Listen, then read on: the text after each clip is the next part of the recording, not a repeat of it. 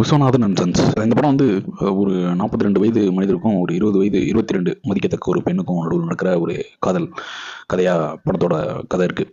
அதில் தான் கதை பயணிக்குது. இந்த படத்தில் வந்து நிறைய நல்ல சீன்கள் தொடர்ந்து வருது அங்கங்கே ஃபர்ஸ்ட் ஹாஃபில் குறிப்பாக வந்துகிட்டே இருக்குது தொடர்ந்து. ஆனால் என்ன பிரச்சனைனா அது கதையோட போக்குக்கு எந்த விதத்தில் உதவுதுன்னு நம்மளால் புரிஞ்சிக்க முடியல. கதை என்னன்றது நமக்கு தெரியும், ஆனால் காட்சிகள்லாம் வேறு வேறு காட்சிகள் எங்கெங்கேயோ பயணிச்சுட்டே இருக்குது. அந்த காட்சி அமைப்புக்கும் இந்த கதையோட ஓட்டத்துக்கும் என்ன சம்மந்தம் அப்படின்ட்டு ஆடியன்ஸால் புரிஞ்சிக்க முடியாது. ஒவ்வொரு ஷார்ட் ஸ்டோரி மாதிரி நல்ல நல்ல சீன்கள் வந்துகிட்டே இருக்கும். அது முதல் பாதியில். இரண்டாம் பாதி படம் வந்து வேற ஒரு பாதையில் ஓட ஆரம்பிச்சிடும் கதை.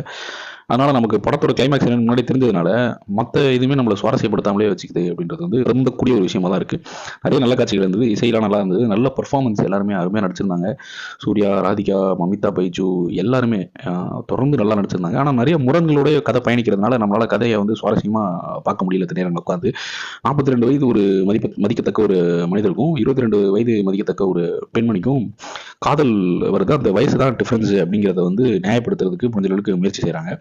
ஆனால் நீங்கள் அதே வயசு வருஷாவாக எடுத்துக்கோங்க. அந்த படத்தில் முக்கியமாக பேசப்படக்கூடிய விஷயங்கள்லாம் நம்ம வந்து வயசு வருஷாவாக எடுத்துப்போம். 42 வயது மதிக்கத்தக்க இதே மாதிரியான ஒரு பணக்கார பெண் வந்து 20 வயது மதிக்கத்தக்க ஒரு ஆணை வந்து லவ் பண்ணுறாரு, இல்லைனா வந்து அவங்களுக்குள்ள காதல் மலருது அப்படின்னா கண்டிப்பாக நம்ம ஏற்றுக்க மாட்டோம், கொண்டாட மாட்டோம். அதே மாதிரி ஒரு பணக்கார பெண் வந்து இரண்டாவது கணவரை வந்து முதல் கணவரை ஒதுக்கிட்டு சூஸ் பண்ணால் சொசைட்டி வந்து என்ன சொல்லும், அதை வந்து நியாயப்படுத்த முடியாது எந்த விதத்துலையும். அதே மாதிரி 40 வயதுக்கு மேலே கல்யாணம் ஆகாமல் இருக்கவர் வந்து அடிக்கடி வெளிநாட்டுக்கு டேட்டிங் போகிறாரு ஒரு ஆப் மூலிமா அப்படிங்கிறத அவங்க அம்மா சொல்கிறாங்க. அதே அந்த இடத்துல ஒரு பெண்மணியை வச்சு அது வந்து ஒரு ஆண் வந்து நீங்கள் ட்ரீட் பண்ணி பாருங்கள். இந்த கதை ஒரு ஆண் ஆதிக்க மனநிலையிலேருந்து ஆணோட பெர்ஸ்பெக்டிவ்லேருந்து எடுக்கப்பட்டதுனால படம் வந்து நம்மளை எங்கேயுமே வந்து கதையோட ஒன்றி நம்மளால் பயணிக்க முடியல அப்படின்னு தோணுது. கிட்டத்தட்ட ஒரு மேல் டாமினன்ட் ஒரு ஸ்டோரி மாதிரி தான் எனக்கு பல இடங்களில் ஃபீல் ஆச்சு. குறிப்பாக பல இடங்களில் நம்மளை வந்து கதையோட நம்மளை ஒன்றி பார்க்க விடாமல் வச்சுக்கிறது வந்து இந்த முரண்பாடுகள் தான். நீங்கள் இந்த படம் பார்த்துருந்தீங்கன்னா இந்த படம் உங்களுக்கு எந்த மாதிரி தாக்கத்தை கொடுத்துச்சு அப்படின்னு சொல்லி சொல்லுங்கள்.